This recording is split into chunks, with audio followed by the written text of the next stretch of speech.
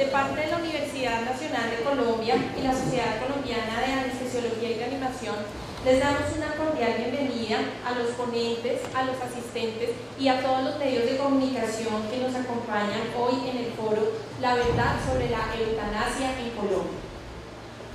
Agradecemos a cada uno de ustedes por su participación e interés en estos temas tan importantes para la sociedad, y en especial la eutanasia como foco principal de discusión, en el que podremos analizar las diferentes posiciones que se pueden presentar frente a su práctica y frente a su regulación. El foro está dividido en dos bloques. El primero, con la intervención de 4 panelistas. Cada uno de ellos cuenta con 20 minutos para exponer, y habrá una persona de logística que controlará el tiempo e indicará el tiempo de finalización. Posteriormente realizaremos una sesión de preguntas escritas que nos enviarán los participantes en las fichas bibliográficas que han tenido oportunidad de recibir, y una persona será la encargada de recogerlas para seleccionar las preguntas y poder realizarlas a los panelistas. Concluida esta sesión, haremos un break por espacio de 20 minutos. Terminado este bloque, iniciaremos con un segundo bloque con intervención de 3 panelistas en las mismas condiciones mencionadas anteriormente. Finalizaremos este foro con la sesión de preguntas utilizando la misma metodología. Esperamos con las intervenciones de los conferencistas dar respuesta a las inquietudes y especialmente contar con elementos que nos permitan comprender a profundidad el tema, y en especial esperamos al finalizar la sesión definir aspectos que sean necesarios mejorar o incluir en el proyecto de ley que actualmente cursa en el Congreso de la República. Y así daremos cierre a este importante evento y concluiremos la verdad sobre la eutanasia en Colombia. Iniciamos con el doctor Ariel Iván Ruiz Parra, decano de la Facultad de Medicina de la Universidad Nacional.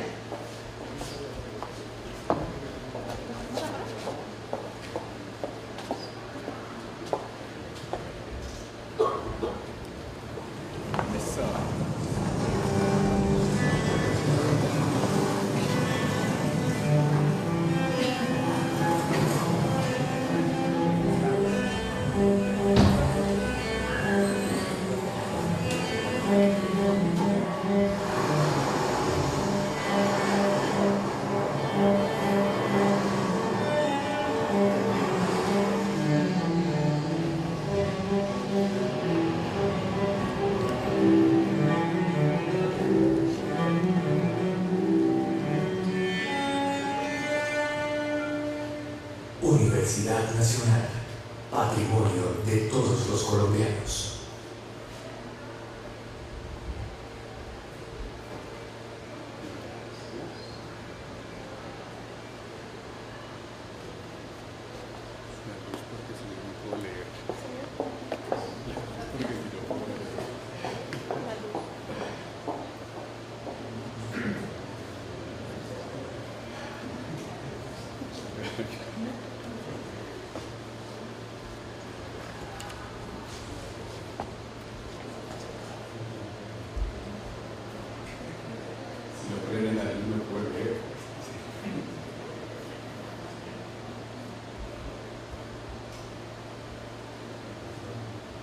Bueno, buenas tardes,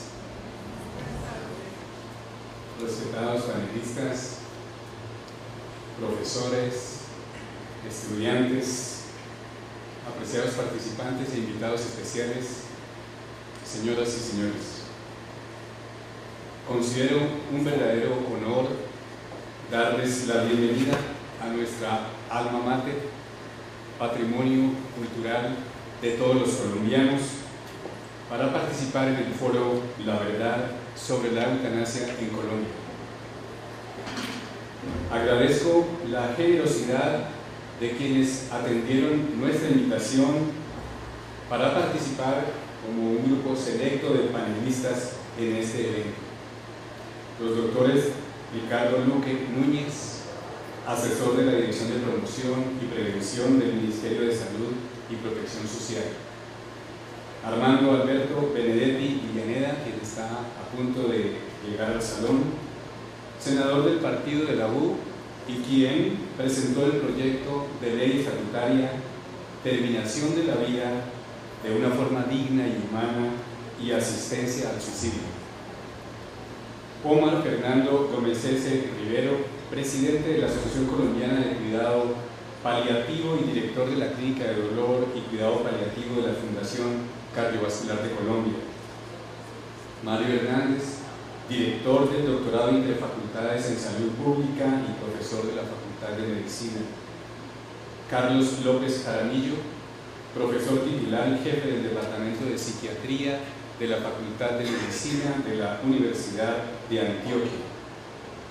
Saúl Santoyo Leyes, miembro del Instituto Colombiano de Estudios Bioéticos y asesor externo de la resolución 1216 del Ministerio de Salud y Protección Social. Luis Gonzalo Peña, subdirector científico de la SCARE, y José Ricardo Navarro, presidente de la SCARE y profesor titular de la Unidad de Cirugía, del Departamento de Cirugía en la Unidad de Anestesia de nuestra facultad.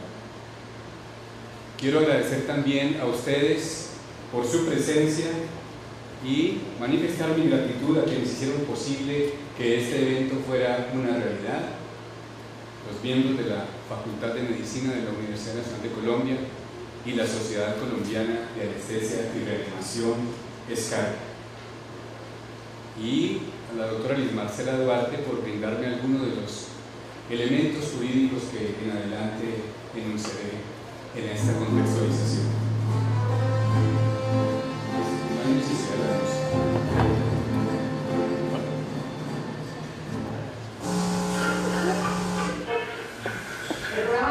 Vamos a hablar de un tema.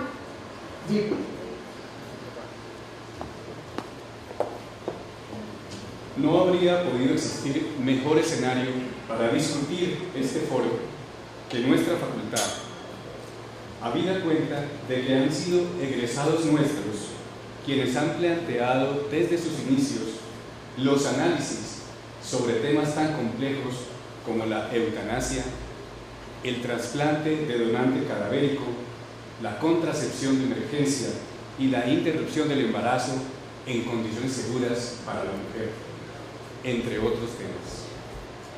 Nada de eso es de extrañar cuando se considera que, de acuerdo con el decreto extraordinario 1210 de 1993, es misión de la Universidad Nacional de Colombia, comillas, fortalecer su carácter nacional mediante la articulación de proyectos nacionales y regionales que promuevan el avance en los campos social, científico, tecnológico, artístico y filosófico del país.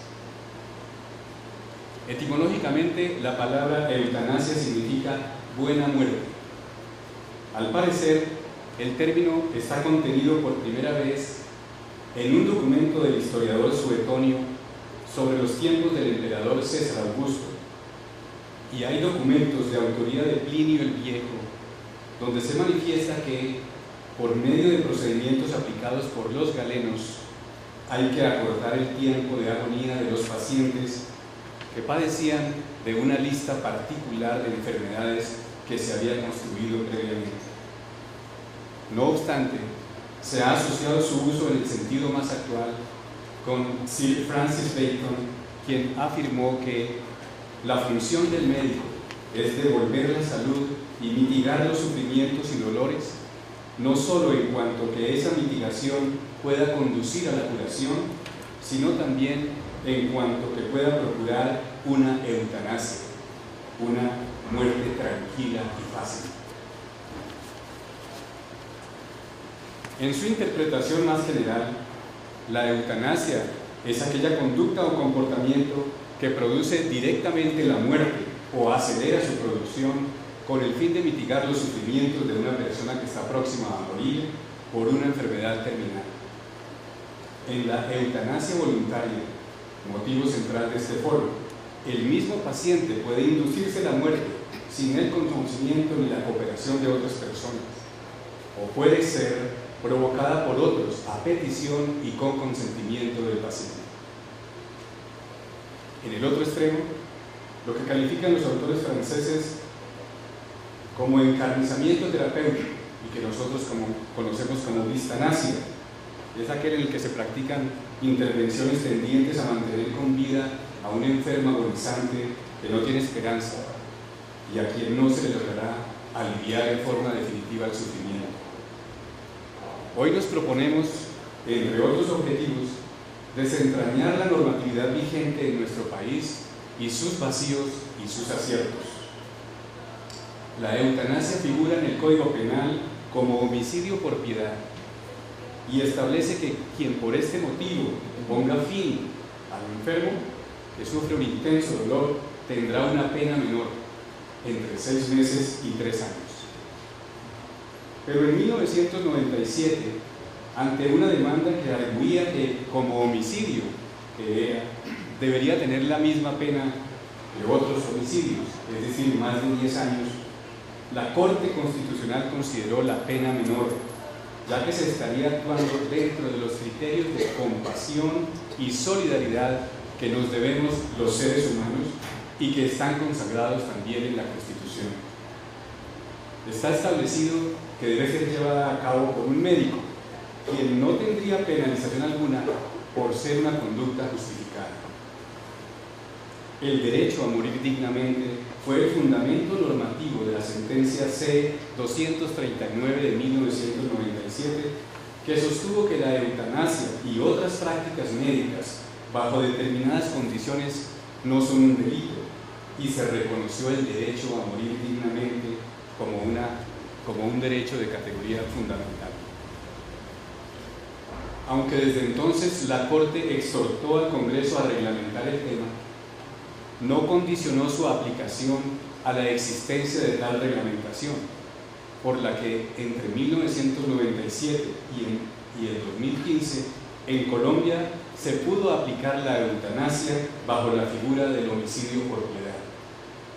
En estas circunstancias, el médico podía ser demandado y tendría que demostrarle al juez, para evitar ser condenado, que había cumplido los requisitos, que eran que se tratara de un paciente con una enfermedad en estado terminal que le producía intenso dolor y sufrimiento no controlables de otra manera, que otro médico u otros médicos hubieran llegado a la misma conclusión después de examinar al paciente, y que mediara la solicitud del paciente con su consentimiento y la aceptación por parte del médico. Ante la situación de una mujer enferma de cáncer terminal, quien murió esperando que su EPS le garantizara a través de la eutanasia el derecho a morir dignamente, la Corte Constitucional ordenó al gobierno, en la sentencia T-970 de 2014, la reglamentación de la práctica de la eutanasia. Esta sentencia ordena al Ministerio de Salud que, comillas, en el término de 30 días, contados a partir de la comunicación de esta providencia, emita una directriz y disponga todo lo necesario para que los hospitales, clínicas, IPS, EPS y en general los prestadores del servicio de salud conformen el comité interdisciplinario del que trata esta sentencia y cumpla con las obligaciones emitidas en esta decisión. De igual manera, el Ministerio deberá sugerir a los médicos un protocolo médico que será discutido por expertos de distintas disciplinas y que servirá como referente para los procedimientos tendientes a garantizar el derecho a morir dignamente. También exhortó al Congreso para que se regulara el derecho fundamental a morir dignamente. Como afirma el doctor José Ricardo Navarro en una publicación reciente en nuestro periódico UN Periódico, Colombia dio un gran paso al reconocer que la protección de la vida se amplía al concepto de dignidad, por lo que el Estado no puede oponerse a la decisión de un individuo que solicita que le ayuden a morir cuando sufre una enfermedad terminal que le produce dolores insoportables, incompatibles con su idea de dignidad. Dando cumplimiento a la mencionada sentencia de 2014, explica el profesor Rodrigo Pardo Turriago, director del Instituto de Investigaciones Clínicas de nuestra facultad, que el Ministerio de Salud y Protección Social convocó en mayo del año 2015 a los grupos académicos, a las sociedades científicas, a la Academia Nacional de Medicina, universidades, a grupos de estudio y de trabajo en bioética, a organizaciones no gubernamentales y a otros actores de la sociedad interesados en el derecho a la muerte digna, para que hicieran una profunda discusión que le permitiera cumplir con las funciones señaladas en la sentencia, en particular para elaborar un protocolo clínico que orientara a los médicos de una manera explícita sobre cómo proceder. Un grupo multidisciplinario del Instituto de Investigaciones Clínicas de la Universidad Nacional de Colombia, de nuestra facultad, la Universidad de Antioquia y el Grupo Meditec llevaron a cabo una revisión sistemática que generó insumos para un proceso formal de consenso. El producto que se ha enviado al Ministerio examina 4 temas íntimamente relacionados. Primero, la correcta definición de terminalidad. Segundo, la medición del carácter irremediable e inevitable del padecimiento, la verificación de la competencia mental y la preservación del juicio, y cuáles son los procedimientos más correctos y seguros para garantizar la muerte en tiempo corto y sin sufrimiento. Esperamos que este documento sirva para generar claridad a las exigencias de la Corte Constitucional. Esto, entre otras cosas, les muestra que la Universidad Nacional, sede de este foro, ha estado desde siempre analizando y contribuyendo a estos temas. También en cumplimiento de la sentencia del 2014, en abril de 2015 el Ministerio señaló, mediante resolución 1216 del 2015, la ruta que permitirá a los pacientes afectados por enfermedades terminales que así lo soliciten acceder a una muerte digna. Este documento crea los comités científicos interdisciplinarios encargados de analizar el caso y define sus funciones.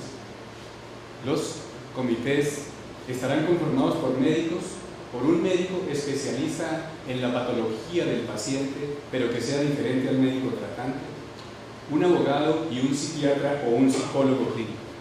Además, la resolución señala las responsabilidades que tienen los hospitales y las EPS y precisa que los costos no pueden ser una barrera para la realización del procedimiento. De hecho, las EPS deben garantizar el derecho a una muerte digna de quien solicite esto a su médico tratante y propender porque sus redes de servicios cumplan sin barrera alguna. La norma define también que hospitales e IPS deben crear los comités interinstitucionales. Son aquellos que tienen habilitados los servicios de atención a pacientes con cáncer o unidades de pacientes crónicos, servicios de atención domiciliaria y manejo del dolor y cuidados paliativos. Si el hospital no tiene estos servicios, la EPS a la cual esté afiliada el paciente deberá conseguir una entidad en la que se garantice el derecho. La norma también indica que una vez que el paciente manifieste su solicitud, es obligación del médico poner en conocimiento de inmediato las opciones existentes. De otro lado, en caso de que la persona desista de terminar con su vida, deben garantizársele todas las atenciones en salud que le correspondan, en particular lo relacionado con los cuidados paliativos. No obstante, la Procuraduría presentó el 5 de marzo de 2015 una solicitud de nulidad al fallo en la Corte Constitucional, argumentando que la decisión contradice su propia jurisprudencia, según la cual el legislador es el único que puede hacer reglamentaciones relacionadas con la eutanasia. Según la Procuraduría, la sentencia de tutela obliga a que un ministerio invada las competencias del Congreso, que es el legislador. Por otro lado, en un panel sobre eutanasia, desarrollado recientemente por la SCAL, la normativa más reciente al respecto, se señala, es una resolución ministerial que se contrapone a principios consagrados en normas anteriores de mayor rango.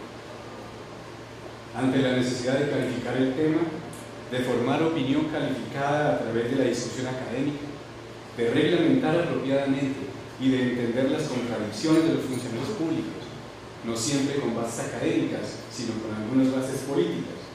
Hemos considerado como obligación propiciar este espacio académico que pretende divulgar las distintas perspectivas, precisar los alcances de las sentencias relacionadas y reconocer las limitaciones de la normatividad vigente. Damos la bienvenida a todos los asistentes y los invitamos a participar con sus aportes, preguntas y discusiones que contribuyan a la construcción de una regulación ajustada a las necesidades de la sociedad y a las circunstancias que conforman el contexto del ejercicio profesional en nuestro medio. Permítanme finalmente comentar que hace algunos días escuchaba una entrevista radial a la madre de un joven que se había suicidado tiempo atrás. En ella, esta madre expresaba que el suicidio representa una expresión del ejercicio de la autonomía del ser humano. Hoy se podría aceptar que cuando se solicita y consiente una eutanasia, también se está ejerciendo el derecho de la autonomía en su máxima expresión. Muchas gracias.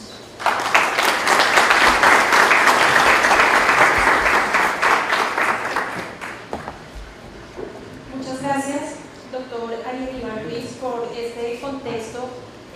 Para dar inicio a los panelistas, les agradezco al primer bloque si nos acompañan en la mesa.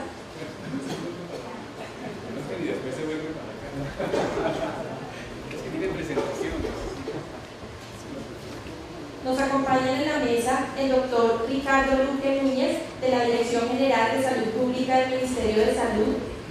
Nos acompaña el doctor Omar Gómez Cese, presidente de la Asociación de Cuidados Paliativos.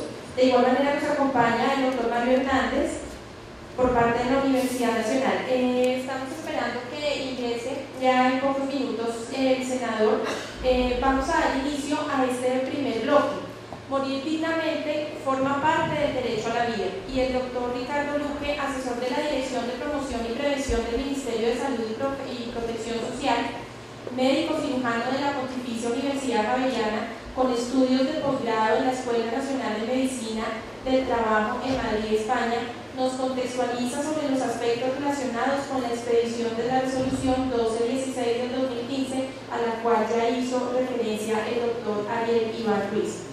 Doctor Luque Núñez, ¿en qué contexto y por qué razón se expide la resolución 1216 en relación con las directrices para la organización y funcionamiento de los comités? Lo invitamos a que nos acompañe con su presentación. Muchas gracias, doctor Luque.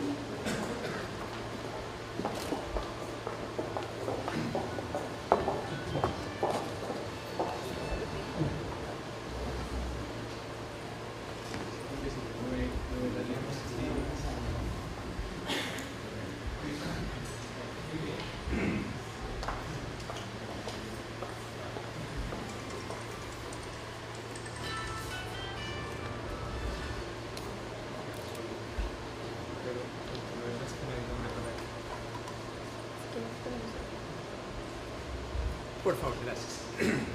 Bueno, muy buenas tardes, bienvenidas y bienvenidos a este importante foro. Muchísimas gracias a la Universidad Nacional y a SCARE por la amable invitación, con un saludo muy cordial del señor Ministro de Salud y Protección Social, el doctor Alejandro Gaviria.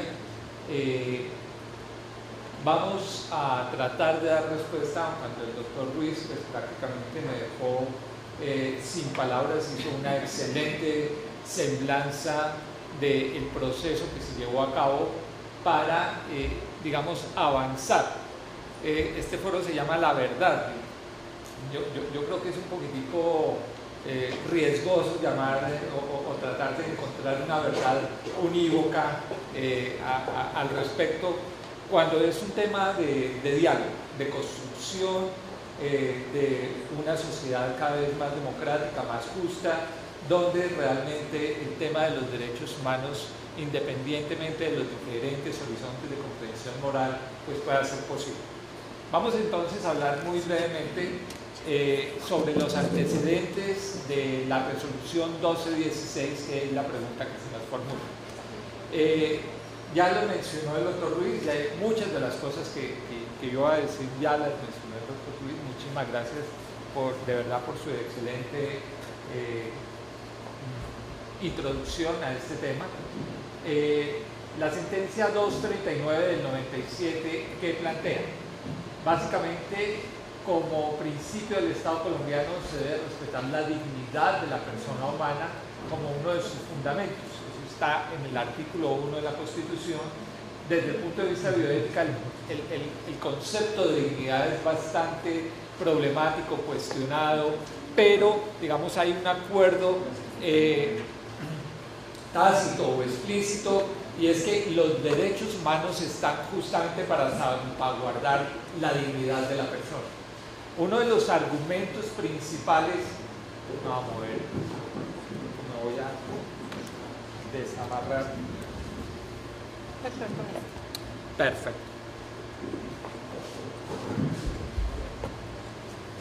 Uno de los argumentos principales de la Corte Constitucional en la sentencia C239 es que condenar a una persona a prolongar por un tiempo escaso, y empiezan a aparecer elementos claves en la interpretación no solo de la resolución sino de las mismas sentencias. La resolución lo único que hace es retomar lo que dicen las sentencias, porque si no estaríamos excediendo y metiéndonos indebidamente en parte del legislativo, y entonces la sentencia dice: tiempo escaso es existencia cuando no lo desea y padece profundas aflicciones, equivale no solo a un trato cruel e inhumano prohibido por la Carta, sino a una anulación de su dignidad y la autonomía como sujeto moral. Es decir, la distanasia, el tener medidas extraordinarias en un paciente terminal, cuando está solicitando que por favor se le ayude a morir para terminar ese sufrimiento, equivaldría a un trato de tortura. Y en ese sentido, pues el argumento ahí es muy fuerte. El deber del Estado de proteger la vida debe ser entonces compatible con el de la dignidad humana y el libre desarrollo de la personalidad. El derecho a vivir en forma digna entonces significa el derecho a morir dignamente. La Corte homologa, está entrecomillado, el derecho a morir como del mismo peso que el derecho a la vida. No en balde, pues la muerte es el último evento, el más vital, si se quiere, hace parte de la vida. En conclusión, nos dice la Corte, se debe proteger la autonomía y se debe reconocer al individuo como sujeto capaz y responsable, se debe respetar la dignidad de la persona y por lo tanto se debe garantizar el derecho a morir dignamente. En la sentencia T970 del 2014 se tiene como premisa retomar la fundamentación de la sentencia que acabamos de explicar. El derecho a morir dignamente es un derecho fundamental, y argumenta que la ausencia de regulación de un derecho fundamental por parte del legislador no puede convertirse en un obstáculo para su ejercicio, por lo que es necesario fijar lineamientos para su garantía, mientras el legislador lo hace propiamente. Ya saben, los principios dicen, la resolución retoma esos principios. Debe tratarse de un enfermo terminal. ¿Qué es un enfermo terminal? Pues ahí viene una discusión fuerte a definir, que se define en el protocolo, que ya mencionó igualmente el doctor Ruiz. 2. Se debe tener un consentimiento libre, informado e inequívoco. Inequívoco quiere decir que es reiterado por parte de la persona. Y debe ser el procedimiento practicado necesariamente por un médico como sujeto activo de el respeto a la decisión del paciente. Ahora bien, ¿qué órdenes dio esa misma sentencia al Ministerio de Salud y Protección Social?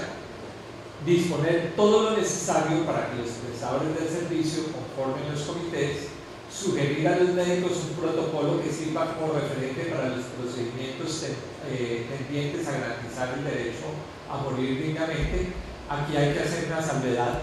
La Corte Constitucional nos puso en calzas prietas, porque elaborar la resolución en 30 días, pues de hecho se hizo, ¿no? Y se cumplió con ese aspecto.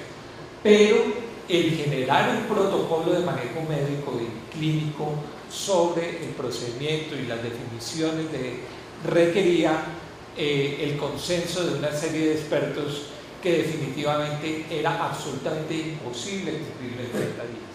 Nosotros como Ministerio solicitamos a la Corte y a través del Comité de Bioeticistas que estaba trabajando la materia una ampliación del término para poder dar realmente respuesta cabal a ese requerimiento. La Corte lo negó, diciendo que nosotros teníamos únicamente que conformar los comités, pero digamos que un poco sin conocimiento de realmente cómo es que se construye ese tipo de lineamientos. Y por fortuna ya los lineamientos están, como lo acaba de mencionar el doctor Ruiz, el doctor Rodrigo Pardo de la Universidad Nacional ha tenido un papel fundamental ad honorem, vuelvo a decir, ¿no? Hay que a todo señor, todo honor, muchísimas gracias. Y lo que se hizo fue colgar de la página web unos lineamientos, digamos, previos, preliminares, que todavía están colgados de la página web, que se retomaron de la experiencia internacional, que hay muy poca, por cierto, ¿no? En los países donde se practica. Y entonces, ese protocolo ya para diciembre esperamos que realmente sea una realidad con, digamos, ajustado a las realidades y al consenso de expertos aquí en Colombia, ¿no? Y exhortó al Congreso de la República, bienvenido doctor Benedetti, a regular el derecho fundamental a morir dignamente, tomando en consideración los presupuestos y criterios establecidos en la Providencia. Es decir, de alguna forma le dice al Congreso, tenga en cuenta de todas formas el marco de constitucionalidad que está expresado en las dos sentencias, tanto en la del senador Carlos Gaviria como en la de tutela 970. Ahora bien, nosotros tenemos que hacer unas salvedades en cuanto a la forma en que se construyó la resolución, porque había aspectos que para garantizar la seguridad jurídica de los médicos y las médicas en este país que practiquen el procedimiento, la Corte había dejado abiertos. Por ejemplo, el tema de menores de edad. No se menciona en ningún momento si a los menores con capacidad de decidir, de 14 años, de 12 años, algunos países tienen esa edad establecida para la toma de las decisiones. Pero entonces, ¿qué se podía hacer para garantizar esa seguridad jurídica? La Corte menciona personas con definitiva capacidad de autonomía y de decisión. Y eso, por definición, fuera de cualquier duda, son los mayores de 18 años. Y entonces, mientras el Congreso regula la materia, lo que la resolución dice es mayoría de edad, entendiendo por mayoría de edad mayores de 18 años. Consentimiento sustituto a menos que exista voluntad previa. Otro tema que dejó abierta la Corte Constitucional, porque menciona el consentimiento sustituto, pero no dice en qué términos se debería hacer. Cuando una persona está en situación de inconsciencia y de incapacidad para manifestar su voluntad, pues es muy complejo que llegue un familiar o que llegue cualquier otra persona a decir apliquen la eutanasia porque sí, porque él me había dicho en alguna ocasión, y entonces pues es muy difícil tanto para el médico como para el comité establecer si hay intereses de heredad, de otro tipo, y entonces realmente se decidió que el consentimiento sustituto pudiera darse en personas en situación de incapacidad o inconsciencia siempre y cuando hubiese una voluntad anticipada. Es decir, que el mismo paciente hubiese suscrito un documento por filmación, es decir, de que de alguna forma se pudiera probar que efectivamente esa persona requería la eutanasia como una alternativa. Igualmente, dejó abierto el tema de enfermedades crónicas y degenerativas no terminales, que hay mucha confusión también, digamos, en el grueso de la sociedad. Una cosa es un enfermo terminal donde se prevé la muerte en términos cortos de tiempo, ¿no? Escasos, y donde realmente no hay absolutamente ninguna alternativa terapéutica y la persona está sujeta a un sufrimiento o un dolor indecible, en cuyo caso pues es un acto humanitario realmente. Y otra cosa son personas con enfermedades crónicas o degenerativas, pero que no tienen criterios de terminalidad. Hasta el momento, y a menos que el Congreso regule algo en contrario, es única y exclusivamente para enfermos terminales, ¿no? Y eso lo define muy bien el protocolo del que ya hemos hablado. Y tampoco menciona nada acerca del suicidio asistido, y más lo pudiera hacer porque la sentencia C239 hace relación al artículo del Código Penal que habla del homicidio pietístico y no del otro artículo que habla del suicidio asistido, que es una práctica completamente diferente y es simplemente donde se le facilitan al paciente los medios para terminar él mismo con su propia vida. Eso es lo que se conoce como suicidio asistido. Y entonces pues la resolución mal pudiera igualmente tocar esos temas, no los toca. Ahora, en cuanto a la objeción de conciencia, y teniendo en cuenta lo que sucede con la interrupción voluntaria del embarazo en nuestro país, el comité sí retomó el marco jurisprudencial y constitucional establecido en la misma sentencia C355 del 2006, donde dice que la objeción de conciencia no es un derecho del cual sean titulares las personas jurídicas o el Estado.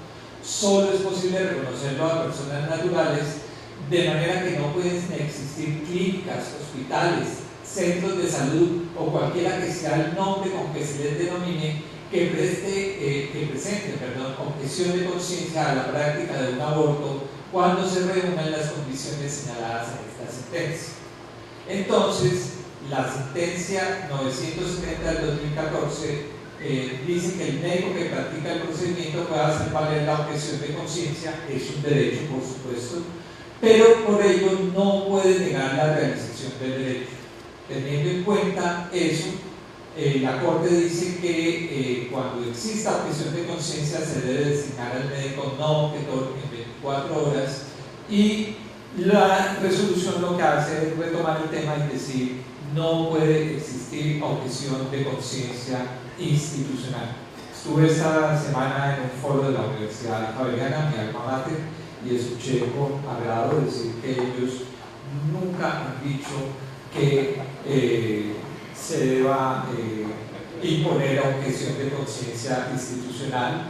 Parece que han hecho una reflexión profunda sobre el carácter del tema y efectivamente no lo han. Bueno, tengo que referirme a explicar entonces que esta ruta no hace parte de la resolución, pero recoge de alguna manera lo que dice la resolución. Entonces, ¿cómo se inicia el proceso? El proceso lo inicia necesariamente un paciente mayor de 18 años que solicita la protección al derecho a morir dignamente en los términos de la sentencia 970 del 2014.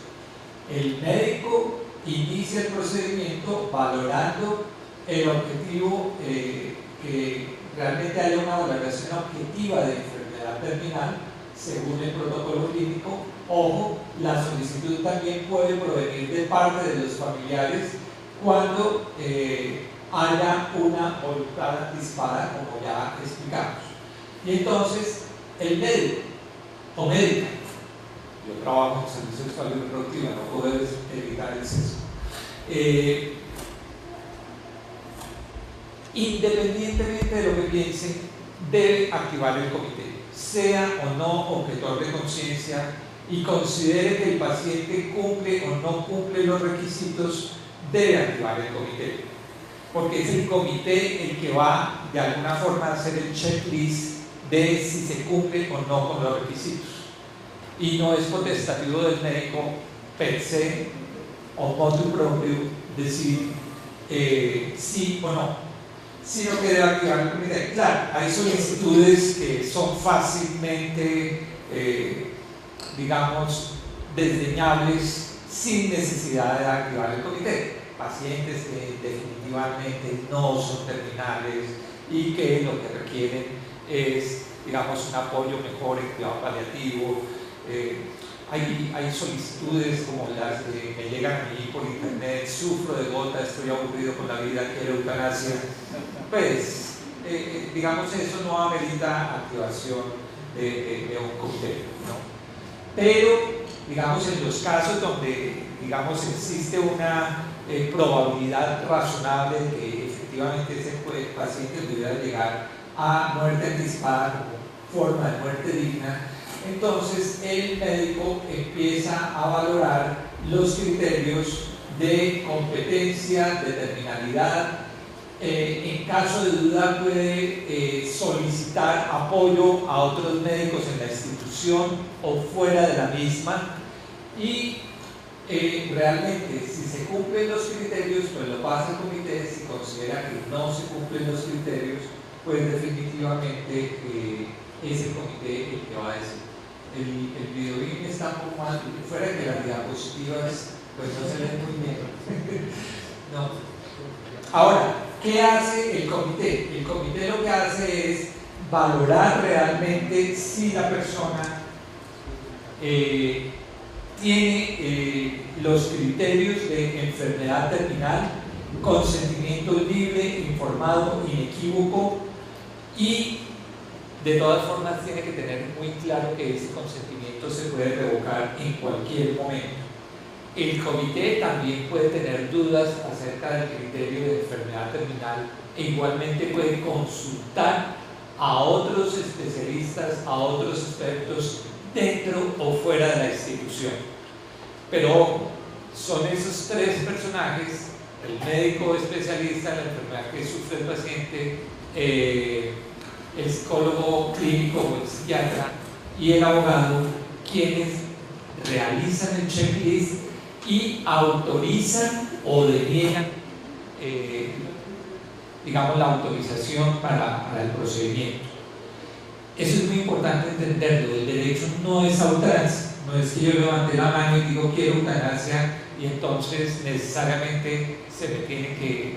No, porque si no estás cumpliendo los derechos en los términos de la resolución, pues definitivamente el comité, ya nos ha llegado un caso donde el comité, simplemente porque no tenía la competencia, el paciente le deniega, pero de todas formas hace el análisis del caso. Y en últimas, si se cumplen los criterios, entonces se asigna al médico para que practique la eutanasia. Si el médico realmente es objetor de conciencia, el AEPS la que debe decir: bueno, entonces yo dentro de mi red de prestadores de servicios, en el término de 24 horas, debo asignar un médico para que practique el procedimiento. Se practica el procedimiento y se cierra el caso y se remite al Ministerio de Salud. Ahora bien, en los parámetros para definir enfermedad terminal hay unos criterios sugeridos para hacer efectivo ese derecho, cuáles son enfermedad oncológica, enfermedades avanzadas no oncológicas, enfermedad pulmonar, insuficiencia cardíaca, hepática, renal, demencias muy avanzadas, enfermedad cerebrovascular crónica avanzada. Cada uno de esos, se me acabó el tiempo ya, en 2 minutos cierro, pero es contarles básicamente lo que ya el doctor Ruiz les expresó, y es que se responden 4 preguntas en ese protocolo, y es básicamente cómo se define el enfermo terminal, cuáles son los criterios de competencia que debe tener el paciente desde el punto de vista mental, y realmente cuál es el procedimiento que se debe aplicar. Se hizo una reunión de expertos, se seleccionó, se presentó, se clasificó hasta llegar al protocolo. En conclusión, se cumplió con el tema de regular la muerte anticipada como forma de muerte digna.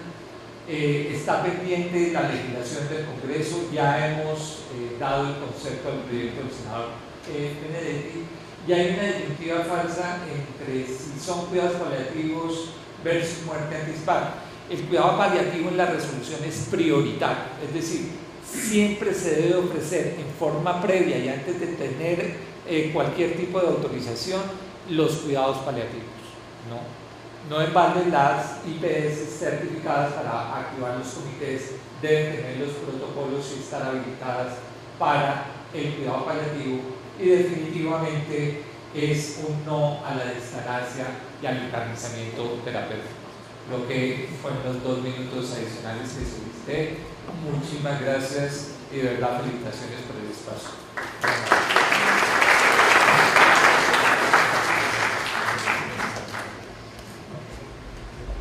Muchas gracias, doctor Luque. Gracias por su claridad en el tema y quedaremos muy atentos a la expedición de los protocolos por parte del Ministerio. Invitamos al senador Armando Benedetti para presentar su ponencia. El senador Benedetti es comunicador social, periodista, político y senador del partido de la U, quien es ponente del proyecto Ley 30 de 2015, por el cual se reglamentan las prácticas de la eutanasia y la asistencia al suicidio en Colombia y se dictan otras disposiciones.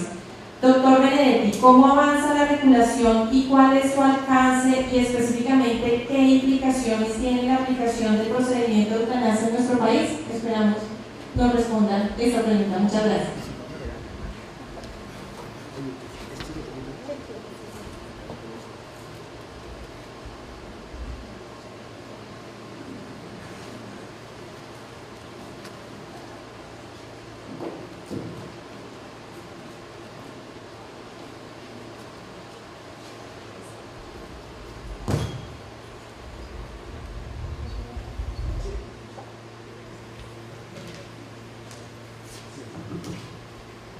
Bueno, en primer lugar, saludarlos a cada una y a cada uno de ustedes en esta tarde, muy especialmente al decano Ariel Iván Ruiz por esta invitación, a mi amigo y hacedor de varias cosas importantes, el doctor Ricardo Luque, director general de Salud Pública del Ministerio, al doctor Omar Ponecese de la Asociación de Cuidados Paliativos y al doctor Mario Hernández, quien es el profesor de la Universidad Nacional. Bueno, lo de siempre, este tipo de temas no es fácil. Yo voy a tratar de hacer la intervención lo más corto posible, en la mitad del tiempo, para así entonces disponer a unas preguntas de ustedes, que es mejor cuando ustedes le hacen las preguntas a uno que uno cuando cree que las está resolviendo. Este tipo de temas tiene que ver con lo que uno llama las libertades individuales. Y aquí en ningún momento uno trata de hacer un tratado filosófico o religioso de qué se debe hacer con este tipo de libertades. Para mí lo mío es más político, más secular, más pragmático, en el sentido de poder buscar un marco jurídico para este tipo de libertades. Pero uno no puede soslayar que este tipo de derechos, finalmente los enemigos de este tipo de derechos siempre le dicen a uno 3 cosas. La primera, que esto va contra la ley de Dios, que va contra la ley natural, o que va contra la sociedad o con lo que es inherente al hombre. Esos 4 benditos argumentos usted los va a encontrar siempre, y no me importa mucho lo que digan los contradictores de este tipo de libertades, siempre es el tema religioso el que predomina. Y hay algunos congresistas que siempre de forma directa son capaces de decir: sí, yo soy católico, voy a hablar como católico, pero hay otros que ustedes van a ver que siempre van a estar escondiendo ese carácter religioso, no entendería por qué. Pero le insisto, son que es contra la sociedad, contra la ley natural, contra la ley de Dios, lo que es inherente al hombre. Y si usted revisa en el pasado, los mismos argumentos lo dijeron cuando no le querían dar derecho a los negros, cuando no querían acabar la esclavitud, cuando no se quería acabar la tortura, cuando se dijo entonces que para que alguien fuera juzgado tenía que ser vencido en un juicio, lo mismo para trabajar las 8 horas, para que los niños no trabajaran, para los derechos de las mujeres, para que existiera el divorcio civil. Casi todos estos argumentos siempre los hicieron con base en tratar de que estos derechos no existieran, y yo creería que un buen desarrollo de lo que ha tenido la humanidad es gracias al reconocimiento de este tipo de derechos. ¿Cuál es el derecho que nosotros estamos buscando aquí? El derecho a morir dignamente. Y la gente a veces le pregunta a uno, bueno, pero usted ¿por qué sigue recurriendo en el tema? Y es porque aprendí que lo que se discute hoy a hace 7 años o 9 años es completamente diferente. Y entre más existe información, la gente empieza a aceptar más los temas. Y qué decir de la generación que viene detrás de mí, las personas de 25, 28, 29 años, usted viera cómo hacerte, le voy a dar unas encuestas ahí, de cómo la gente joven, sobre todo, empieza a aceptar y a comprender este tipo de derechos que son vitales para la sociedad. Entonces, entre más se discuta, entre más información exista, entre más veces tenga que ir uno al Congreso a ese tema, le insisto, la sociedad va teniendo mucho más información y va aceptando este tema. Todo empieza también ¿qué es el concepto de la vida digna? Mucha gente siempre cree que la vida es de Dios, que no tiene ningún valor, como un bien, o que esa vida es solamente cuando usted respira. Nosotros nos remontamos siempre a buscar lo que es una vida digna, y lo hacemos desde la Carta de 1948 de la ONU, de los Derechos Humanos, donde se encuentra que es inherente al hombre tener la facultad de hacer o no hacer algo, y finalmente no solamente respirar, sino que yo soy responsable de cualquier cosa que yo haya determinado en el pasado, de que además yo puedo determinar cuándo o no tomar ese tipo de decisiones, que también para satisfacer necesidades básicas, de bienes, materiales, de poder valerse por sí mismo. Pero todo eso que le acabo de decir se acaba cuando existe una enfermedad terminal, que ya la definieron bien aquí.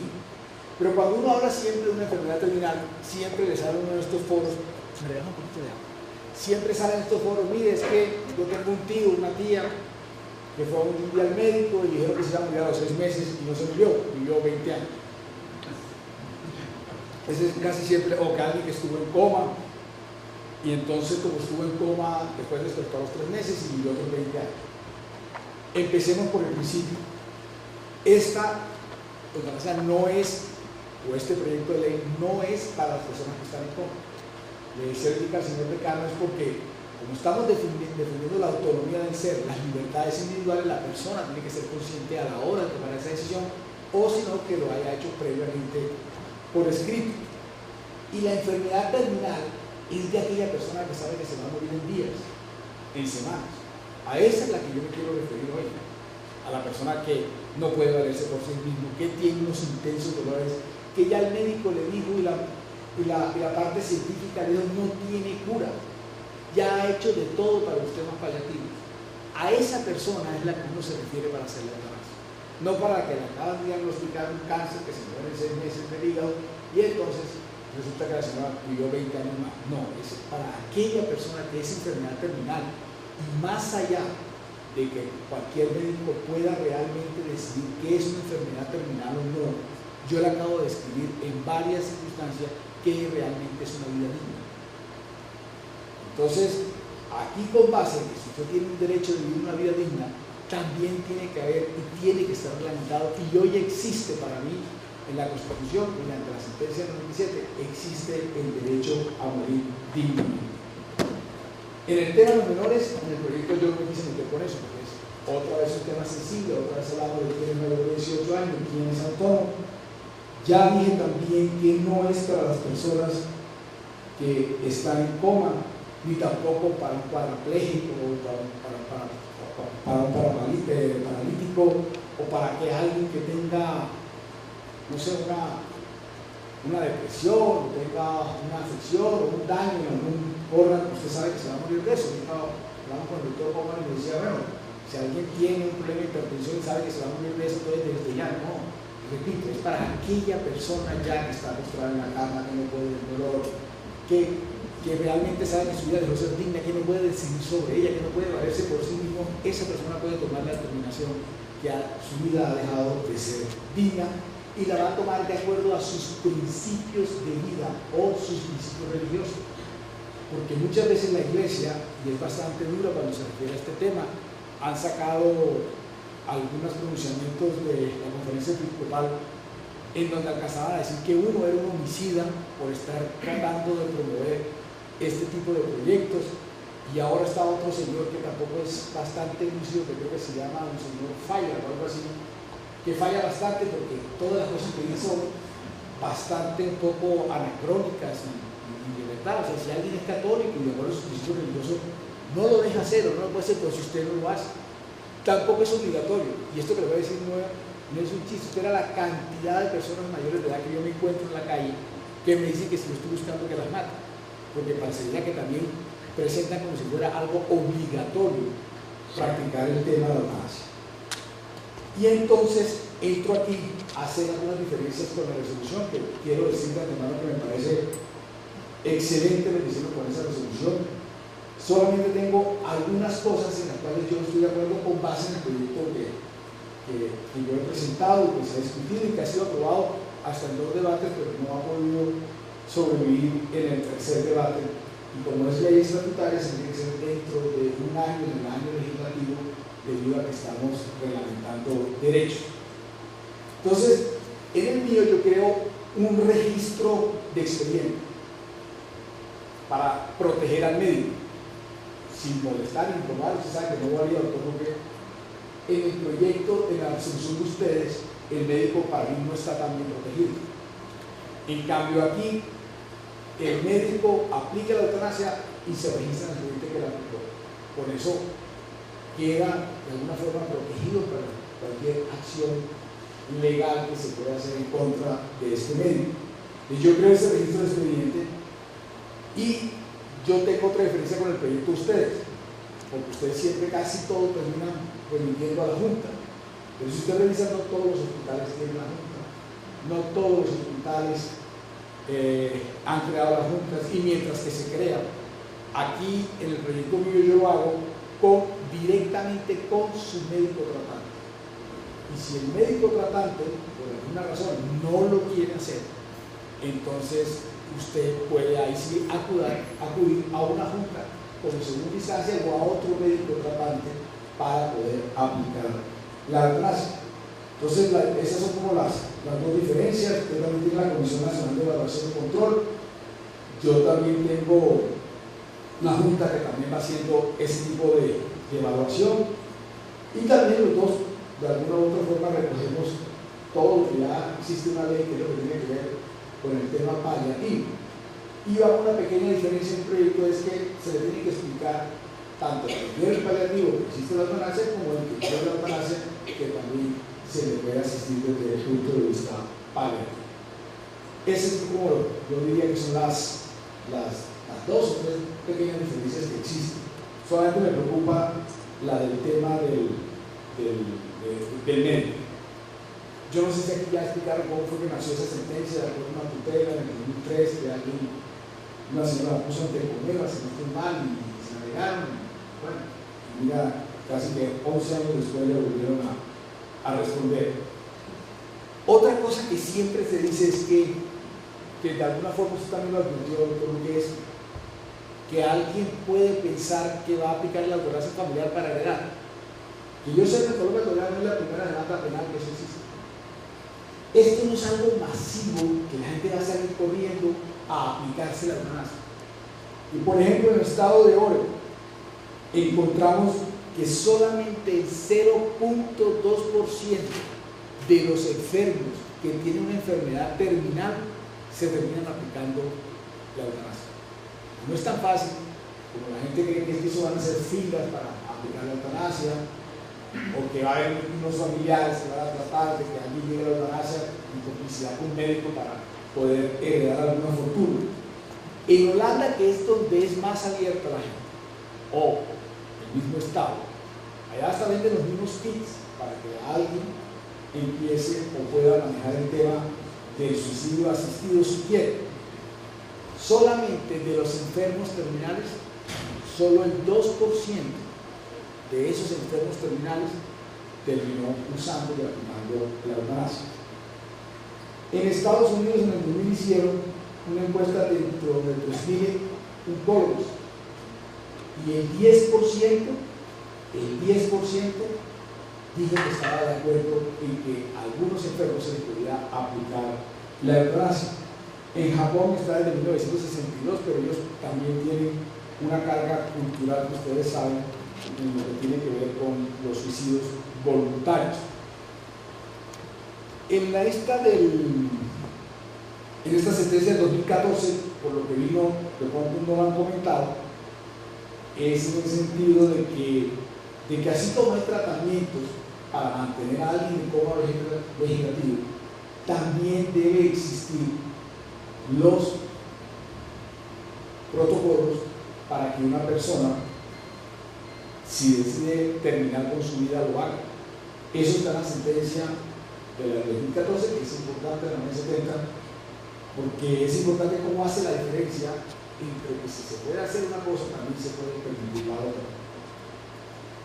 En el Congreso se aprobó, creo que el año pasado, no sé, creo que fue su amigo más amigo mío, pero el doctor Ashton terminó haciendo una ley sobre el tema paliativo, y por eso de alguna forma se recogen tanto en la resolución como en el proyecto, se recogen las dos, de hacer énfasis en demostrarle, de poder mostrarle al enfermo si coge un camino o coge otro con base en el principio del paliativo.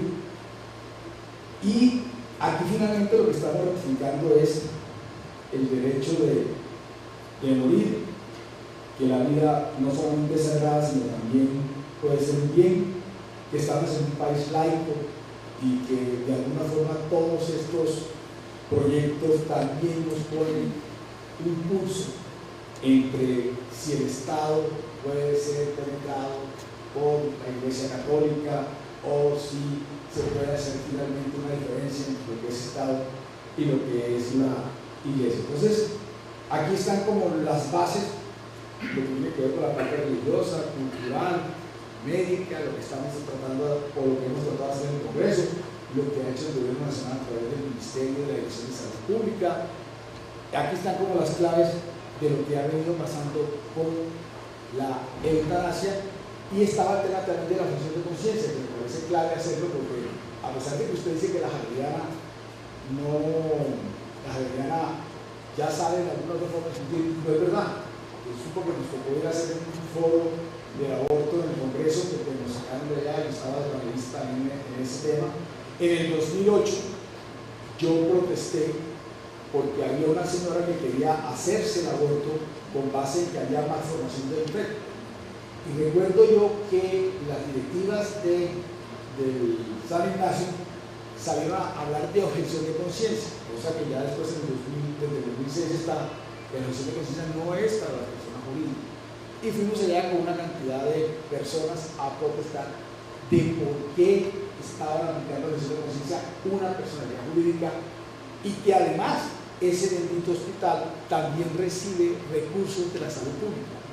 Entonces, finalmente, cuando recogen el servicio de la salud pública para hacer agencias privadas en favor del sistema de salud, ahí sí están prestos, pero cuando es para acatar el ordenamiento jurídico que la rige el también, entonces ahí sí no se quiere.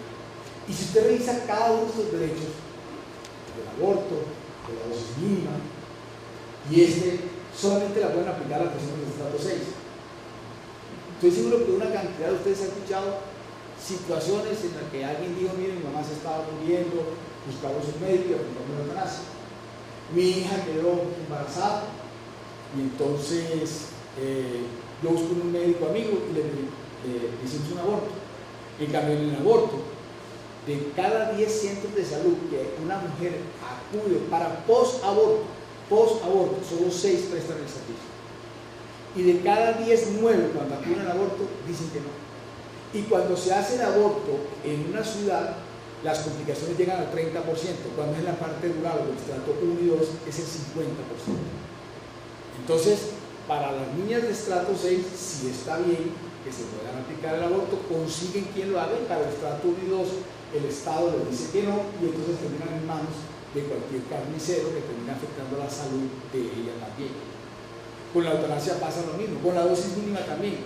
Yo creería que en el country club de Bogotá por metro cuadrado es donde más se puede consumir cocaína, pero allá nunca hay una redada. Las redadas siempre son en Bosa, en los parques, en Ciudad Bolívar, buscando puro marihuanero del parque. Entonces, siempre finalmente este tipo de libertades individuales la pueden gozar realmente son las personas de estrato 6.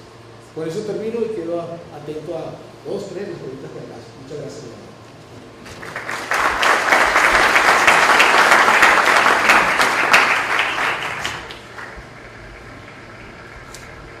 Pero darte la palabra.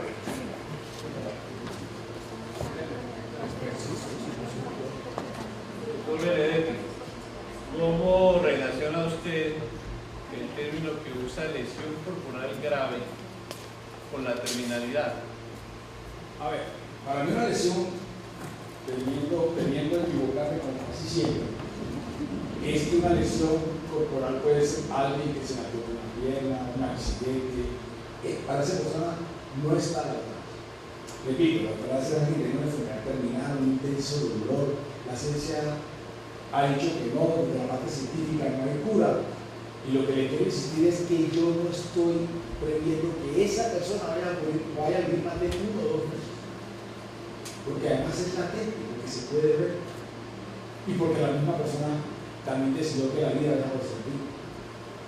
Aquí no es un problema de un parapléjico, ni un paralítico, ni una depresión de amor, sino, insisto, alguien que se ve al espejo, de que sabe que está demacrado, de que no es la misma persona de hace 2 meses, una persona que tiene intenso dolor, que no se puede valer por sí misma, que no puede ni siquiera pensar que tiene un dolor intenso.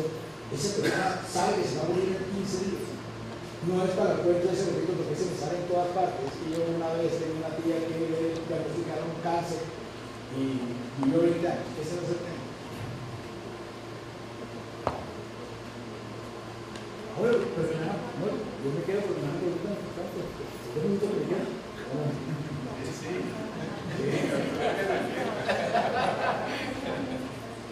Cuando acabe las partes.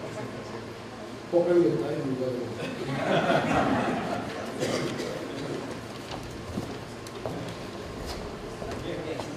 Doctor, muchas gracias por su intervención.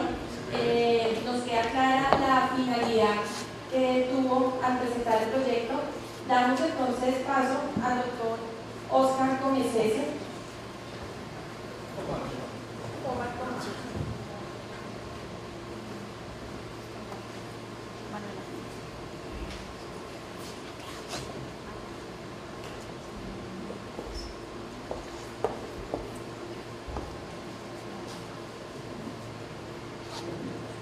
El doctor Omar Gómez Cese es anestesiólogo, director de la Clínica de Dolor y Cuidado Paliativo de la Fundación Cardiovascular de Colombia y presidente de la Asociación Colombiana de Cuidado Paliativo.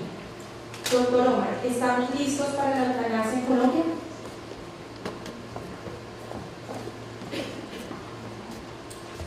Bueno, quiero empezar dando un agradecimiento por invitarme a este foro. Para mí este es un tema que se ha vuelto una pasión en los últimos meses y voy a dar una perspectiva totalmente diferente de lo que han mostrado hasta ahora. Quiero hacerles ver lo que yo veo como especialista en dolor y cuidado paliativo acerca de la eutanasia. Antes de empezar, en la vida para llegar a algo, siempre tenemos que cumplir una serie de pasos. Les pongo un ejemplo: si yo quiero ser anestesiólogo, especialista en dolor, primero tengo que terminar mi bachillerato, luego tengo que ser médico, luego estudio anestesia y luego dolor. Hay un orden específico. La pregunta que yo me hago es si en Colombia ya estamos listos para esto y quiero mostrar esto y quiero establecer como un parámetro de esto. Pero empiezo con algo que es algo en lo que yo he venido peleando desde hace un tiempo, y es llamar las cosas por su nombre. Con el doctor Luque nos hemos enfrentado varias veces por el nombre que se le dio a la resolución, él me dice, le echa la culpa a la Corte Suprema, que fue que la Corte Suprema, derecho a morir dignamente no es igual a eutanasia.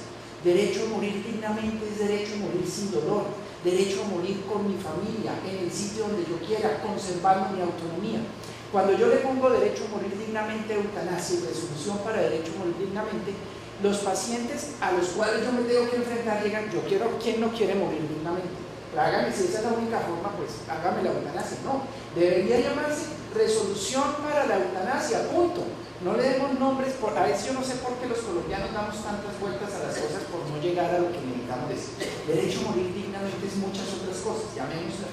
Lo mismo no debemos confundir suicidio asistido con eutanasia, son dos cosas totalmente diferentes. Como sociedad tendremos que darnos la pena de decir, como sociedad yo quiero que Colombia o como colombiano en vez de irme a tirar del puente me puedan recetar una droguita y yo tirármela. Si eso lo queremos como sociedad, listo, pero no disfracemos de eutanasia el suicidio. Es más, los países que tienen el suicidio asistido lo han desmedicalizado. Yo, ¿por qué como médico tengo que echarme el muerto encima del que se quiere suicidar? A ese yo le doy la fórmula, pero si quiere tomarse las problemas de él, le facilito, hay unos protocolos, bueno, una serie de cosas. No me voy a quedar mucho con la parte de glosario, pero yo sí insisto cada vez que hablo es que llamemos a las cosas por su nombre para no confundirlos. Los médicos que hacemos cuidado paliativo, como en el caso mío que llevo más de 15 años haciendo cuidado paliativo, nos hemos visto enfrentados muchas veces a pacientes que dicen, doctor, quiero que me haga la eutanasia. Lo primero que yo hago como médico es preguntar, ¿y por qué? ¿Qué es lo que te pasa?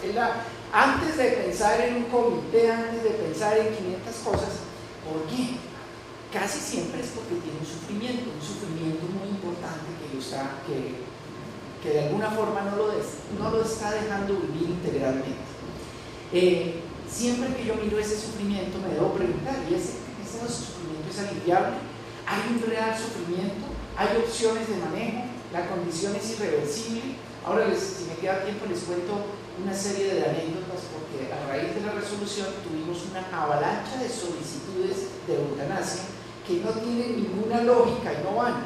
El señor que un dolor de espalda, que le dijo el médico su dolor nunca se le va a quitar y lo echaron del trabajo y tiene una ganancia secundaria y llega a pedir la eutanasia porque tiene una enfermedad que no es curable, pues no va, eso no cabe dentro de ninguna de estas, y entre muchos otros que luego les puedo contar. Entonces, la pregunta que yo me hago es, ¿y por qué los pacientes solicitan la eutanasia? Entonces vámonos a los países que la tienen activa y legal, Bélgica, Holanda.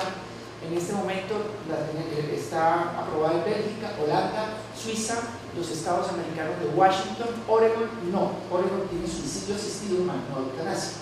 Pero bueno, las características de la población sigue siendo el cáncer la primera causa en la cual los pacientes solicitan eutanasia, a pesar de lo... Sin embargo, cuando uno mira por qué los pacientes solicitan eutanasia, más del 90% es por dolor. Más del 90% de las veces que se solicitó en esos países fue por dolor.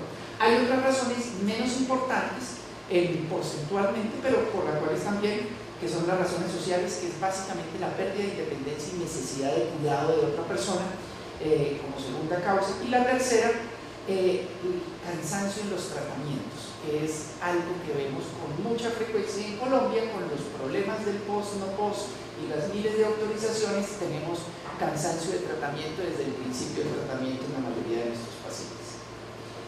Entonces la pregunta, bueno, eso era de Bélgica. En Holanda, ¿qué pasa? Más o menos lo mismo. Entonces yo me paso a hacer la siguiente pregunta, es ¿qué tan buen alivio de dolor tenemos en Colombia? ¿Se han hecho ustedes esta pregunta? Yo he insistido muy fuertemente en esto. Si es la primera causa, yo debo preguntarme, bueno, ¿y en Colombia aliviamos bien el dolor o no lo aliviamos bien? Vamos a mirar algunos pequeños datos estadísticos. La OMS se inventó una cosa para tratar de ver qué tan buen alivio del dolor tiene un país, y es convertir el consumo de opioides a su equivalente morfina y mirar el consumo per cápita de morfina de un país. En Colombia para el 2014 está alrededor de 7 miligramos. Preguntas, ¿cuánto debería ser? Entonces nos preguntamos, ¿cuánto deberíamos consumir de morfina? Holanda, ¿cuánto tiene hoy en día? 250 miligramos contra 7 de Colombia. ¿Cuánto tiene Suiza? 280 miligramos. ¿Cuánto tiene el estado de Washington? 300. ¿Cuántos tenían estos estados de consumo per cápita de morfina cuando aprobaron la eutanasia? Todos estaban por encima de 150 miligramos en el momento en que aprobaron la eutanasia. Nosotros estamos 7, casi 100 veces por debajo de eso. Bueno, primera cosa, no es tan sencillo, yo no sé si ustedes están familiarizados, decir, bueno, no, pues tranquilos, vendamos morfina en todas las droguerías de las esquinas y liberemos esto para que no haya ese problema. Es mucho más difícil. Les pongo un ejemplo. Los colombianos tenemos que supeditarnos a una junta fiscalizadora de estupefacientes internacionales que nos dice cuántos opioides consumen. Entonces nosotros consumimos 7 miligramos este año y nos dicen para el año entrante le damos un aumento del 10% y tenemos que hacer miles de vueltas si queremos aumentar más del porcentaje que ellos nos dan. Y la cosa se pone gravísima cuando miramos la disponibilidad de estos opioides en la vida real para nuestros pacientes.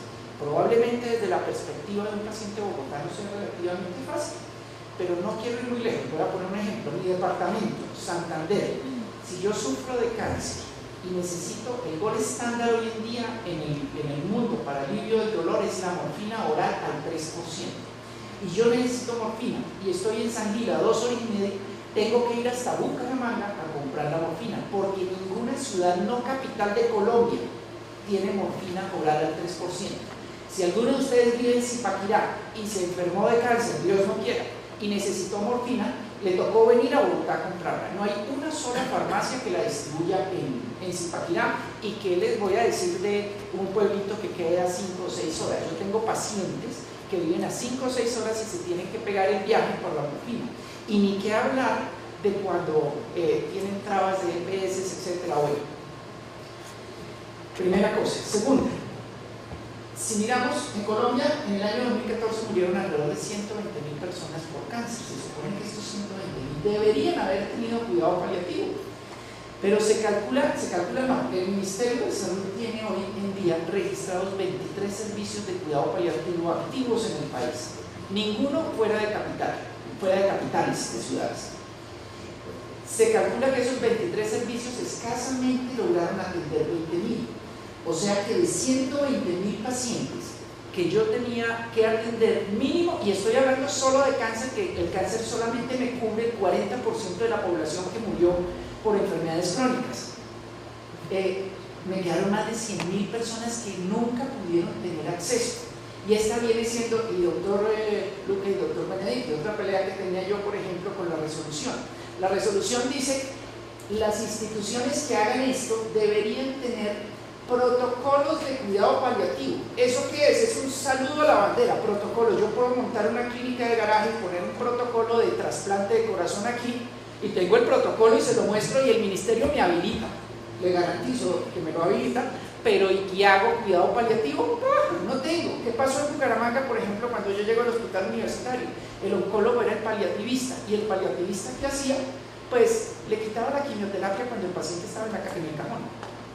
Probablemente, ¿verdad? Pero que me esté el oncólogo por acá porque me podría ir matarse. La educación. Les voy a hacer una pregunta ya que veo estudiantes de medicina.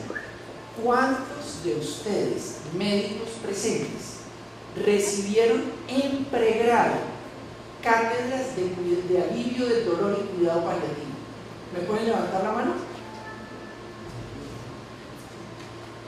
Ok, les voy a hacer esta de las, no sé cuántas facultades, la Universidad Nacional no la tengo contada con todo el respeto, doctor, dentro de las universidades que tienen una cátedra de cuidado como tal, una cátedra, probablemente les den un pedacito por ahí, pero no como una cátedra. Logramos desde la asociación, solamente tenemos 5 universidades que tienen cátedra de cuidado paliativo. ¿Qué sucede? Que si yo libero la morfina no tengo médicos que sepan cómo usarla. Como médico general necesitamos una educación muchísimo más grande. Ni que hablar de especialistas, necesitamos especialistas en dolor y cuidado paliativo, es una necesidad sentida. No logramos cubrir las necesidades. Les voy a poner otro ejemplo. en Colombia, las enfermedades crónicas que se pelean el primer puesto como causas de mortalidad son las enfermedades del cáncer y las enfermedades cardiovasculares. ¿Saben cuántas unidades de cuidados paliativos para pacientes con problemas cardiovasculares existen en Colombia? ¿Alguien se atreve a decirme cuántas? Una existe para todo el país. ¿Qué pasa si, y está en Bucaramanga, qué pasa si el señor le dio un infarto y tiene una falla cardíaca en Pasto? Su EPS le va a garantizar, sí, que tenga un protocolo de cómo tratarlo, pero no hay quien lo sepa hacer. Bueno, medicina general y otros especialistas realmente están muy cortos de educación y realmente siguen. Yo siempre hago la pregunta a mis estudiantes: si me llega un paciente con cáncer de seno metastásico muriéndose de dolor a urgencias, ¿cómo le quito el dolor? ¿Cuántos miligramos de morfina le pongo? Casi nunca logro la respuesta adecuada a ese paciente. Esta mañana en el Hospital Universitario de Santander tuve que ver 4 pacientes con dolor severo hospitalizados en condiciones, eso sí, indignas, con dolor severo, que sus médicos de urgencia no habían logrado manejar el dolor. Solo hay capacidad instalada, así de hoy, tenemos a las EPS para atender alrededor del 10% de los pacientes que en Colombia puedan requerir cuidado paliativo. La disponibilidad de opioides sigue siendo penosamente baja, y si tengo en cuenta que solamente menos del 10% de los opioides potentes están en el pozo. Y si vemos, por ejemplo, lo que pasó en días pasados, que entre otras cosas pasó de agache con los medios de comunicación, que fue la limitación del no post para el régimen subsidiado, que con la nueva disponibilidad prácticamente se volvió imposible utilizar cualquier droga no post en estos pacientes. Pues la cosa se pone muy grave. Bueno, no todo es negativo. Afortunadamente tenemos cosas positivas. Tenemos una ley de cuidado paliativo que inclusive salió antes de la resolución, y la ley está ahí, pero necesitamos que el Ministerio el Ministerio, el Congreso, los diferentes entes que se encargan de eso, tengamos la velocidad de reglamentación para que esto se vuelva realidad. Hemos venido trabajando muy de cerca en el Ministerio y trabajando con propuestas de cómo debería reglamentarse esa ley de cuidado paliativo, que nuestros pacientes realmente tengan un alivio de dolor significativo y pues no los pongamos en condiciones tan complicadas.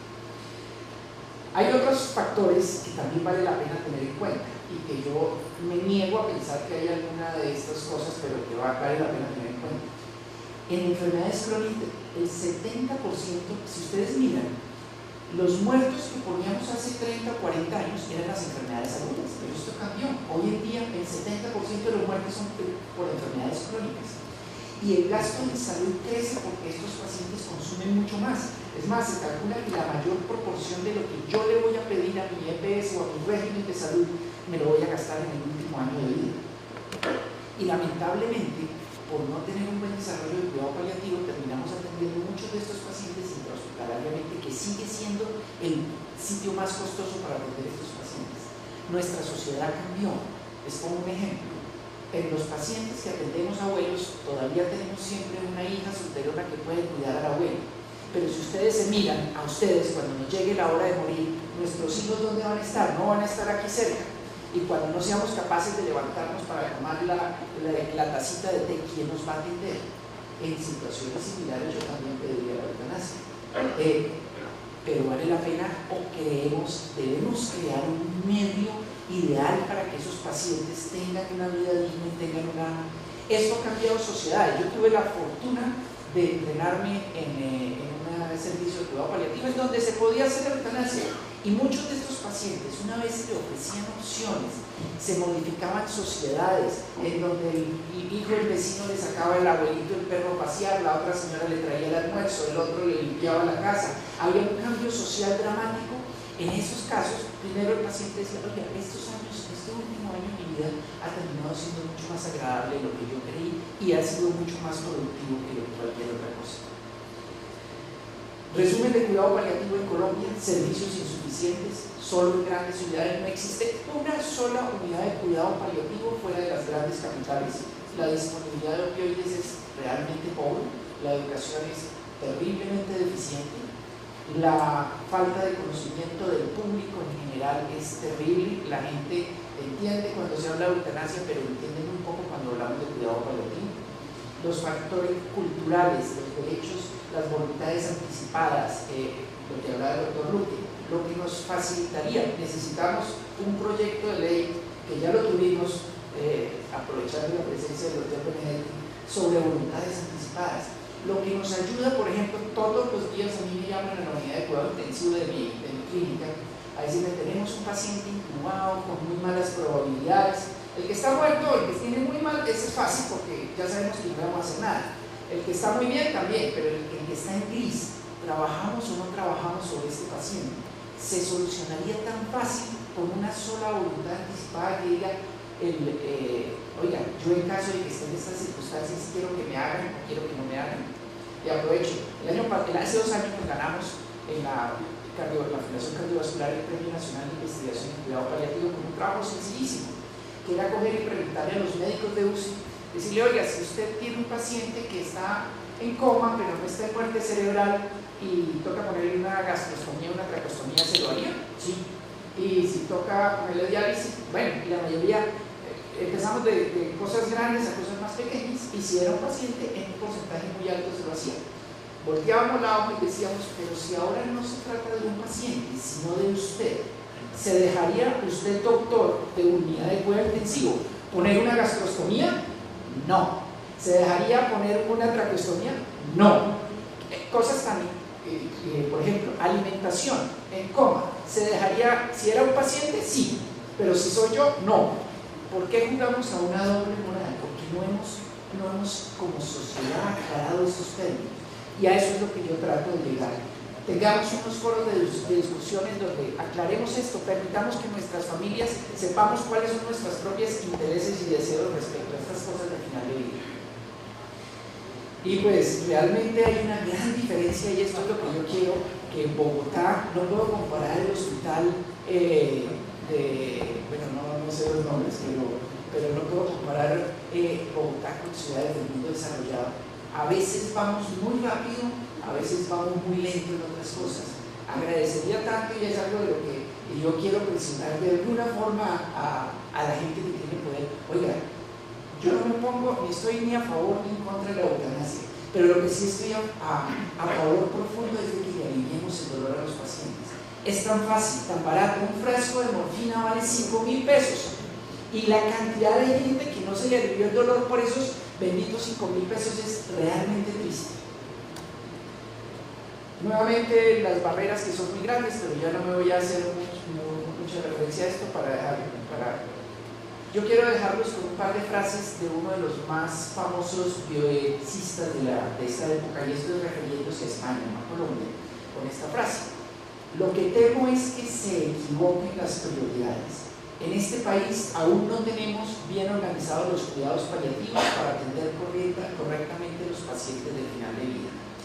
Y lo que no se puede hacer es colocar a las personas en situaciones peores que la muerte y luego ofrecerles caritativamente la muerte. No son palabras mías, son palabras del doctor Diego Gracia. A lo que yo voy es que la autonomía de la que tanto hablamos en la resolución, en la que tanto, y en la cual yo respaldo al 100%, pero lamentablemente yo no puedo ser autónomo si no tengo todas las herramientas para tomar una decisión adecuada. Es decir, si yo tengo dolor y no me van aliviado, probablemente voy a optar por la eutanasia, que puede ser una herramienta importante, pero no debe ser una herramienta de primera elección. Sin accesibilidad, y esto que es otra cosa, con nuestros planes de salud con terribles deficiencias. Me fascinaría, por ejemplo, haber oído del Ministerio de Salud que dijera, así como nos puso límites, cuando un paciente pide eutanasia según la resolución, ¿cuántos días que tenemos, doctor Luque?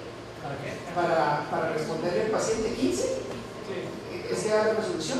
¿Cómo me gustaría que pusieran? La resolución no, la sentencia es la que establece los términos. ¿Cómo me gustaría que algún ente que tenga poder dijera, el día que le formulemos una un medicamento no posa al paciente, me dieran 15 días máximo, señor EPS, para que le dieran esta droga al paciente. ¿Cómo me gustaría que tuviéramos sentencias igualmente rápidas para esas cosas? Claro, probablemente mire, muchas veces desde los entes gubernamentales no vemos lo que nos toca ver a los médicos, que es el sufrimiento propio del paciente. Aquel paciente al cual su oncólogo le ordenó cuidado paliativo. Les voy a contar esta historia y ya los dejo tranquilos. Doña Margarita era una paciente con un cáncer de seno metastásico, atendida por un oncólogo de la ciudad de Bucaramanga.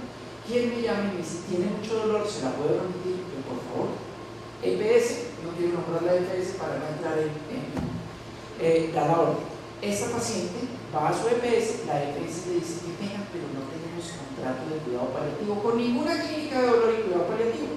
Váyase por urgencias si tiene mucho dolor.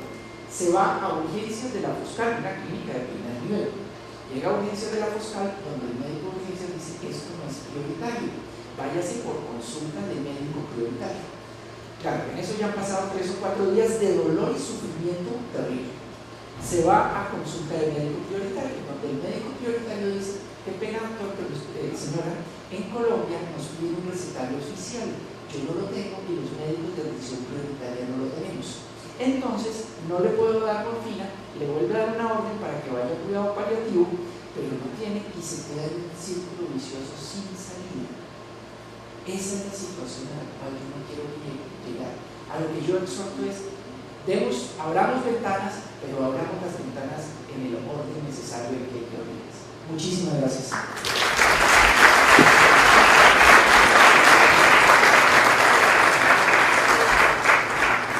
Doctor, muchas gracias. Invitamos a los panelistas, al doctor Luque, al senador Benedetti, al doctor Gómez de la mesa. Vamos a hacer un pequeño cambio porque el senador debe atender otros compromisos y queremos que nos acompañe en el panel de preguntas. Entonces vamos a hacer una pequeña modificación. Los invitamos a la mesa para responder las preguntas que nos ha planteado el auditorio.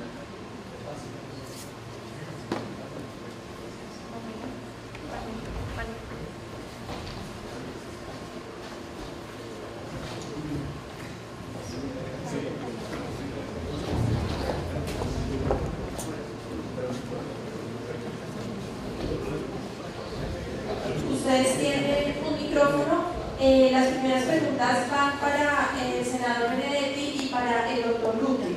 En la resolución e incluso en el proyecto se plantea que se señala que se trata de enfermo terminal y se hace referencia a la proximidad de la muerte en un plazo relativamente breve. La pregunta es, ¿cuánto se considera o qué plazo se considera relativamente breve? Ese plazo se va a definir por otra vía de reglamentación que se considera breve, 1 año, 6 meses.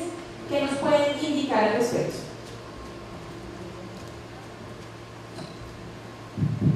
Bueno, es que tengamos como producción lo que me deja el avión. Crean que estamos muy ocupados. Sino es a ver, con base a la pregunta que me están haciendo, es que primero hay que determinar qué es una enfermedad terminal. Todo el ministerio lo hace muy bien, que la ciencia médica no tenga cura para esa persona. Pero yo siempre, o mi argumento central, es el tema de la vida digna. Y por eso el derecho a vivir digno tiene que ser con base en la vida digna. Y ese derecho a vivir dignamente es un derecho de una libertad individual, es autónomo, y esa persona debería o tiene la posibilidad, con base en esta resolución del Estado, de tomar su propia determinación, porque la vida es de él. Si alguien piensa que es de Dios, pues no lo podrá hacer. Y eso no es que nadie sabe cuándo, pues hay una frase cacareada que nadie sabe cuál es el día de su muerte, pero le insisto, todo tiene que ser con base en la vida digna, en que yo pueda, que mi vida la tome como un bien, de que yo me pueda valer por sí mismo, que me pueda satisfacer, que además de eso me pueda valer por sí mismo y que pueda hacer una cosa o la otra, y que la vida no solamente es respirar. Entonces, insisto, todo este tipo de determinaciones es con base en la vida digna y la autonomía del ser para saber, de acuerdo a sus principios, si ya ha dejado o no ha dejado de ser de la vida digna. Muchas gracias, senador. Doctor Luque y el doctor Gómez, ¿qué nos pueden decir al respecto? Bueno, en realidad, digamos, el criterio de enfermo terminal es un diagnóstico clínico, es un diagnóstico que hace el médico. Y claro, siempre hay un margen de duda de cuándo el paciente realmente ingresó o se prevé un tiempo corto de vida, tal como lo expresa la Corte, más allá de toda duda razonable. Los tiempos en la revisión de los documentos varían, hay algunos que ponen semanas, pero digamos hay como una especie de consenso en menos de 6 meses, ¿no? Y eso se puede determinar clínicamente con criterios de funcionalidad del paciente, ¿no? Están los índices de Karnofsky, hay índices oncológicos, se puede ver, hay formas de determinar desde el punto de vista clínico, y eso a propósito es lo que uno esperaría ver en el control exhaustivo a que la Corte nos obliga como ministerio a que el reporte que se haga, que los médicos especialistas, tanto el médico tratante como el del comité o posibles conceptos externos que se hayan pedido, hayan evaluado y lo dejen registrado, no solamente en la historia clínica, sino en las actas del comité.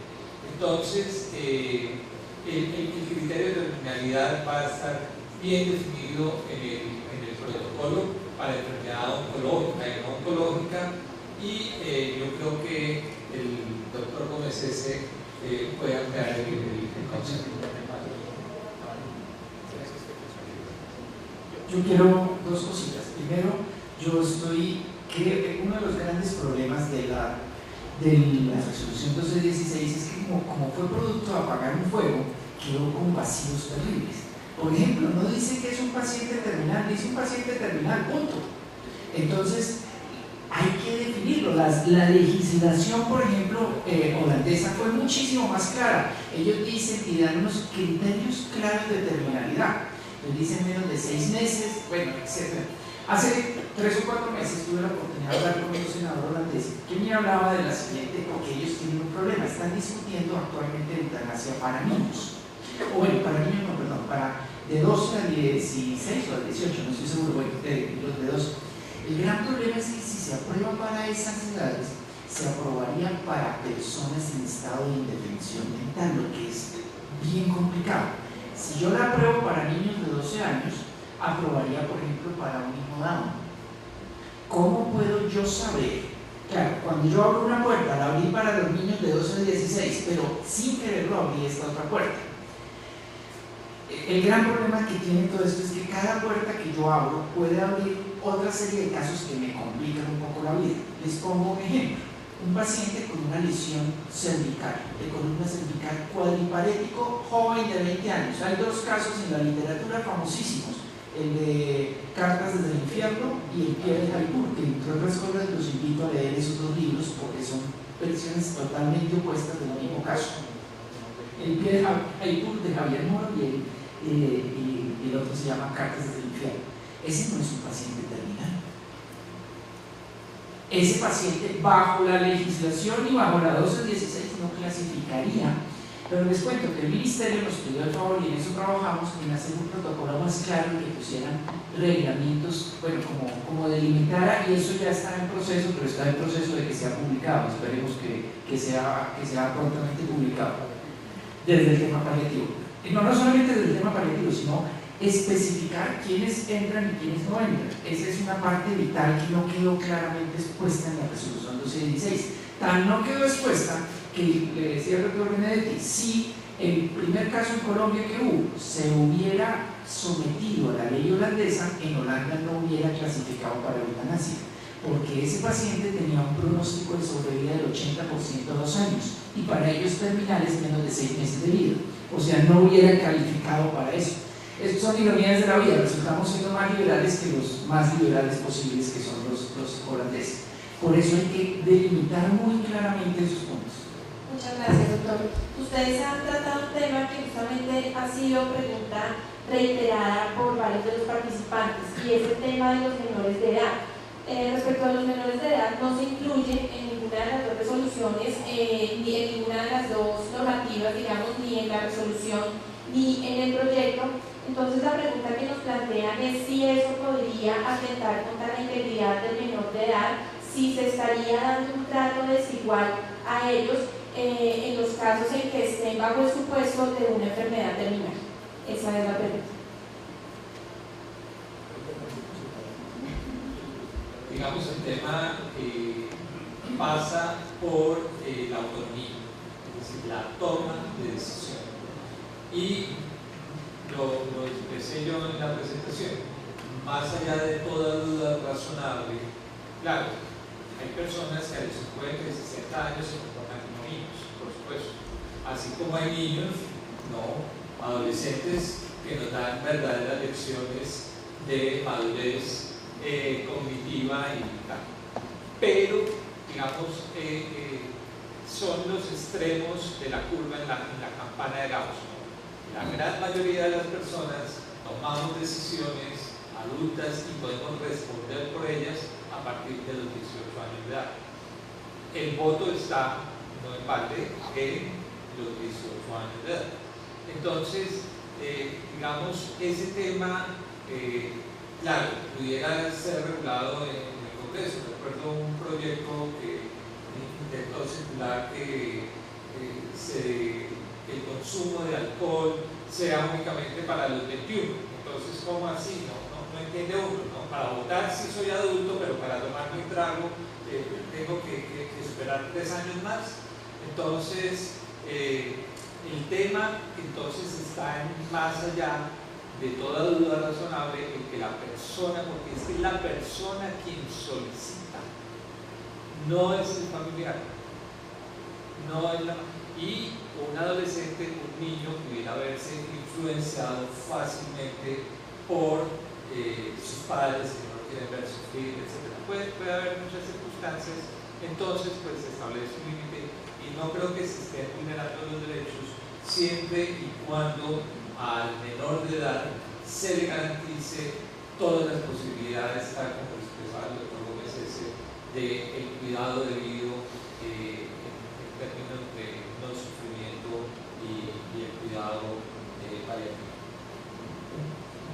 Sí, es parecida también la respuesta anterior. Todo tiene que ver con que porque toda la resolución va con base en las dos sentencias que ha habido sobre el tema, y en las dos siempre hablan de la libertad individual, de la autonomía, de la vida digna, del derecho a morir dignamente, y el Estado ha reconocido que los mayores de edad, a través del voto, son las personas que tengan más de 18 años. Pero también, si usted revisa todas este tipo de sentencias, tiene que ver con un modelo de Estado, por así decirlo, donde si el Estado es papá mío, si él tiene que decir una vida digna, cómo tengo que hacer el amor, si tomo, si soy enfermo, si me tengo que curar, esas sentencias van reflejando que no tienen un Estado que no sea papá. Solo un comentario, no conozco ningún país del mundo que la apruebe para niños. Muchas gracias. Esta es una pregunta para el senador Benedetti, y es que usted señaló en su exposición que en el proyecto se incluían temas para proteger al médico, que en esto se había avanzado. Nos preguntan entonces si podría usted profundizar al respecto frente a esa manifestación que realizó en la exposición. Yo la dije, es una diferencia que viene con la resolución. Primero porque en el proyecto el paciente y su médico tratante se pueden poner de acuerdo. Es si el médico tratante no quiere aplicar la eutanasia, se puede buscar un superior o un médico del mismo ramo que lo pueda hacer. ¿En dónde yo protejo al médico?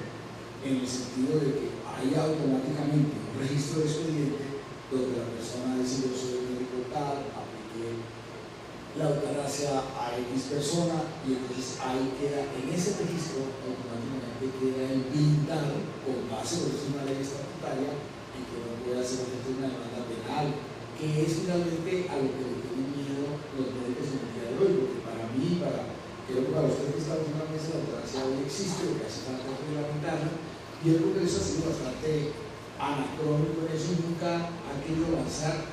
Y usted, la cantidad de compañeros que me dicen, ya, yo estoy de acuerdo con eso, hasta yo lo haría, pero yo no puedo hacerlo porque tengo unos votantes de tal lado, porque Monseñor X es muy alejado en el departamento con el que yo vivo.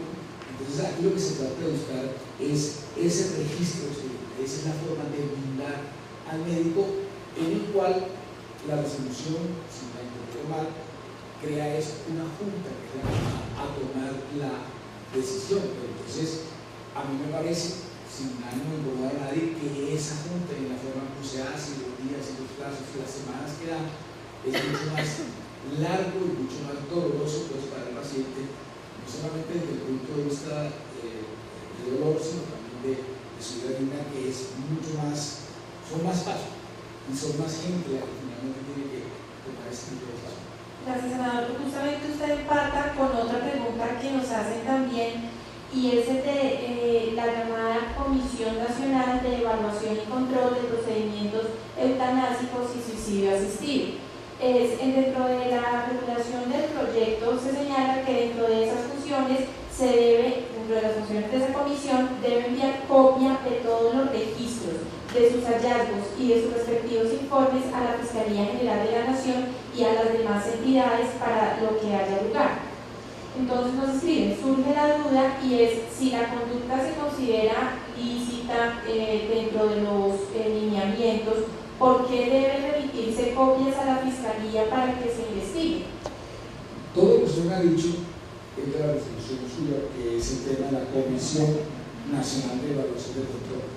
Yo lo que propongo es una de seguimiento para tener ya unas estadísticas concretas, así algo que está diciendo el doctor Luque, que sería bueno actualizar el clásico de quién hace la eutanasia, por qué enfermedades, porque aquí en Colombia, y hablamos también del fondo de estupefaciente, que es una entidad la que tiene como algunas funciones de similitud de laboratorio, lo explicaba usted, para el tema del uso de la morfina muy grande, porque usted dice que hay que pedir la cooperación internacional, y nosotros como país productor de narcotráfico sería mucho más difícil que nosotros ganar. Pero yo lo que propongo es más bien una junta de seguimiento para saber qué va sucediendo, para hacer una estadística. Quien pone la Comisión Nacional de Evaluación y Control es la resolución. Yo no propongo esa comisión en los términos en que el señor Oración es la ley. Muchas gracias por la claridad, doctor Gómez. ¿Yo no voy a quitar a la comisión?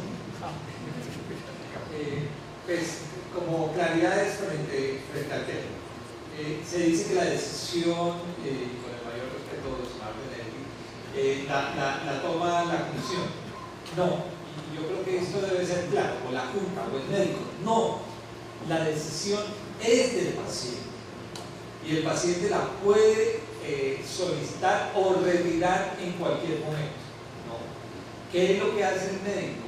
Verifica que se cumplan los criterios que están establecidos por ley y que responden a un tema que es brindar un acto humanitario, realizar un acto humanitario en un paciente que es terminal, que ha tenido la competencia para solicitar y que realmente está sufriendo un dolor. Entonces, bueno, y el paciente me lo está solicitando.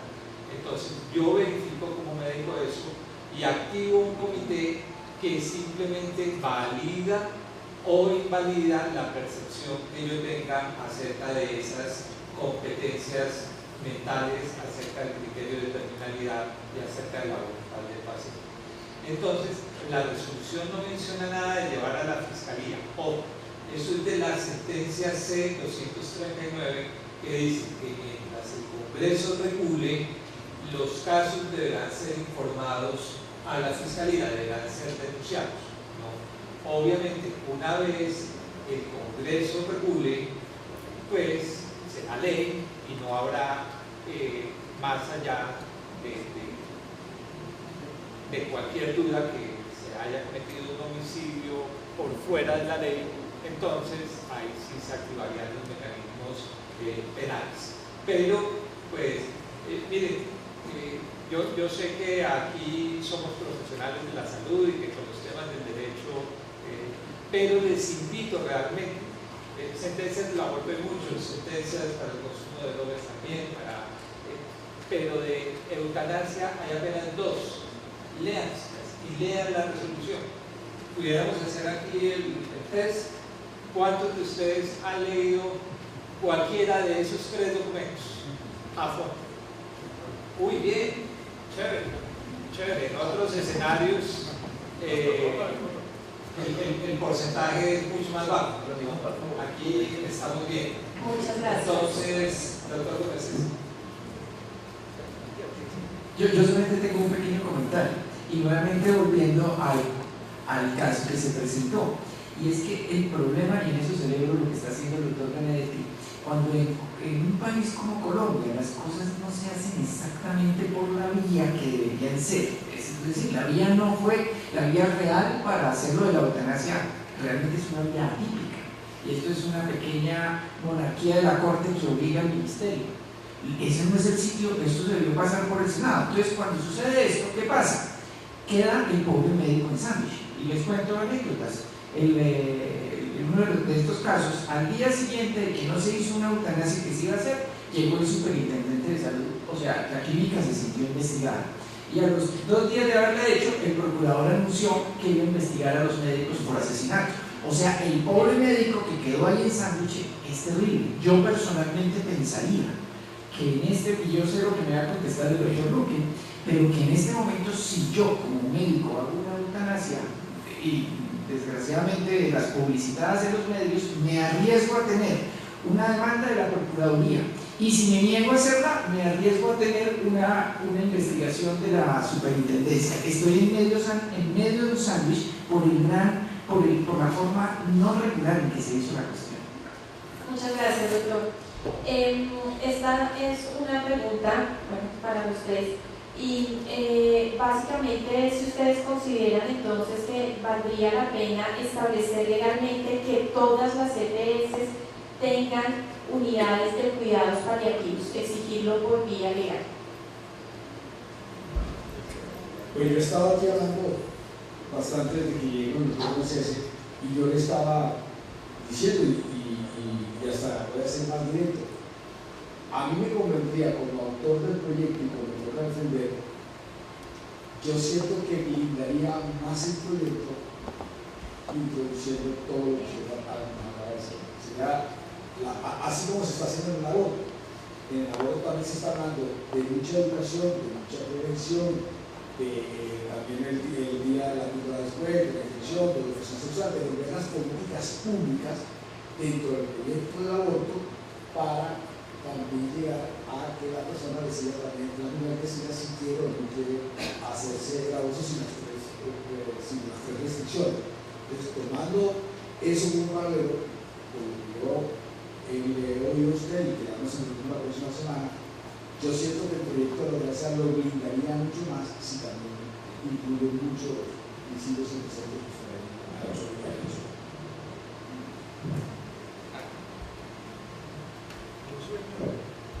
Yo sueño con el día en que cada colombiano que necesite cuidado paliativo realmente tenga acceso al cuidado paliativo. Que cada vez que un colombiano tenga dolor, tenga acceso a los medicamentos. Pero créanme que cuando uno ve la perspectiva desde el punto donde yo estoy, estamos lejos de que eso sea realidad para todos los colombianos. La realidad no es la de Bogotá, la realidad es la de Colombia entera, y eso tenemos que tenerlo en cuenta. Muy bien, y yo estoy perfectamente de acuerdo. Más que una ley de aborto, se requiere una ley de salud sexual y reproductiva, ¿no? Que definitivamente haga la prevención del aborto inseguro, y la prevención del aborto inseguro es el acceso a la vida, pero es también el acceso a anticonceptivos, a la anticoncepción de emergencia, a la educación sexual, a la no violencia sexual y de género.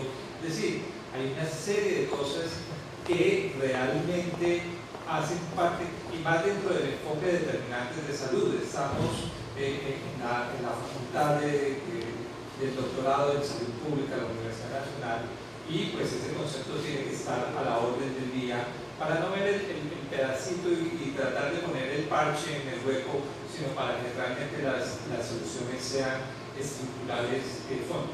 En ese sentido, la última sentencia de la Corte Constitucional en torno a defender el derecho de los menores de edad a tener una familia sin importar la orientación sexual, ojo, ese no es un avance en la agenda LGBT, esa es muy miope esa mirada.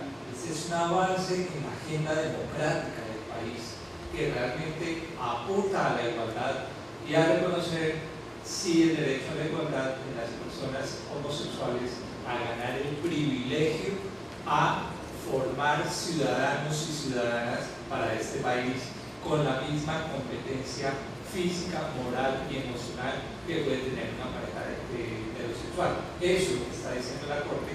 Pero el día que logremos consensos alrededor de esos temas que son fundamentales para una sociedad más equitativa y más justa, ese día quizás pueda ser posible realmente la paz en este país.